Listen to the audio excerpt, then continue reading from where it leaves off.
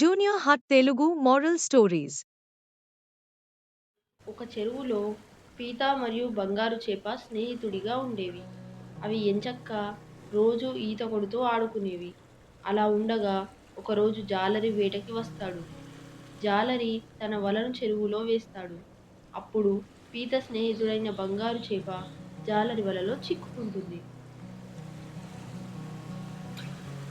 చేప ఎంత బ్రతిమిలాడినా జాలరి బంగారు చేపను వదలడు. అప్పుడు పీత బంగారు చేపలు వదలమని అడిగితే జాలరి ఈ విశేషమైన బంగారు చేపని అమ్మితే నాకు చాలా డబ్బులు వస్తాయి అని అంటాడు.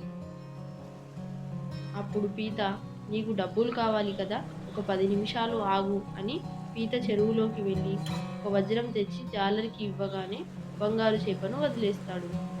అప్పుడు బంగారు చేప పీత తనని కాపాడినందుకు చాలా సంతోషిస్తుంది.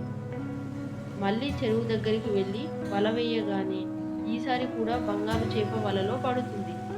జాలరి మళ్ళీ ఈసారి కూడా పీతని వజ్రాన్ని తీసుకొచ్చి ఇస్తేనే చేపని వదులుతాను అని చెబుతాడు. అప్పుడు పీత జాలరి అత్యాశను గమనించి సరే ఇస్తాను, కానీ ఇటువైపు అన్ని వజ్రాలు అయిపోయాయి. చెరువు అటుపక్కకి వజ్రాలు చాలా ఉన్నాయి అని చెప్పగానే జాలరి అత్యాశతో పీత వెనకాల వెళ్తాడు. అప్పుడు చెరువు మరోవైపు ఊబి ఉండడంతో ఆ ఊబిలో జాలరి చిక్కుకొని చనిపోతాడు.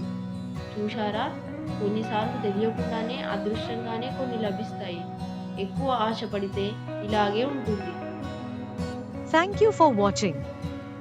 Subscribe Junior Hut for more videos.